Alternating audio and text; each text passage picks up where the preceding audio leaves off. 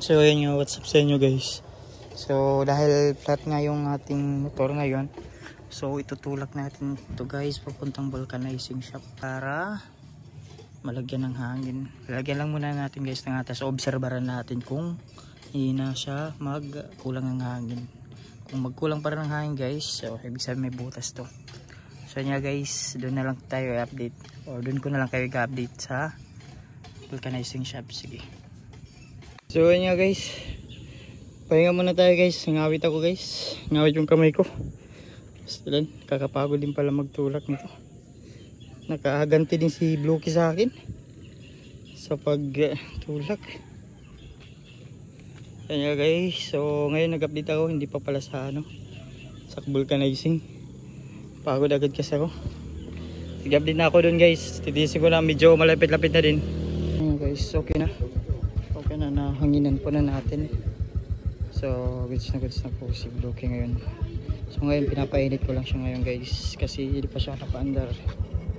Ayun nga guys, so okay na si Bluky ngayon. So ilang days din natin hindi nagamit si Bluky guys do. So kikita naman natin yung kanyang kadina medyo tumuyo dahil di na natin gagamit. Pero okay pa naman, nilinisan natin to. Pero ayun, meron ng mga alikabok ulit kasi hindi nagagamit nga guys. So ayun nga guys, so kita-kita nyo naman na medyo okay pa si Bluky ngayon, di ba? At ayun nga pala guys, so update pala kay Bluky, yung gulong niya sa unahan bagong bago na. So napapalitan na natin. O ito. So doon guys sa sa huli, yung pinalit ko doon is yun, power tire. Pero yung yung mga nagpakakabit nun dati guys dito, mga Leo tire yun.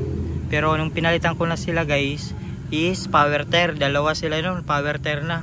Pero na na yun, na punas na yung unahan. So wala kasi silang stock na power tire, kaya Leo na lang binili natin para hindi tayo para safety yung biyahe natin. So doon power tire yun. So okay na guys, pwede nang pang long ride ulit, o bago na ulit yung unahan nating gulong. So walang problema. So bali nabili ko lang to guys dito sa amin ng 420 kasi 430 sana guys. So tinawaran ko ng 10 pesos, sabi ko 400 na lang, hindi pa rin nagpatawad. Nagpatawad 10 pesos, pero okay na yun guys, kaysa wala naman matawad. So ayun, sulit na sulit guys yung bili natin. So ayun nga guys, yun lang ang update natin kay Bluky ngayon. So huwag nyo kalimutan guys mag-subscribe guys sa ating channel at saka sa ating Facebook, mag-follow din. So ayun nga guys, maraming salamat po sa inyo. Sabi ni Bluky, stay humble. Ayun, stay humble lang lagi tayo guys ha. So ayun nga guys, bye bye.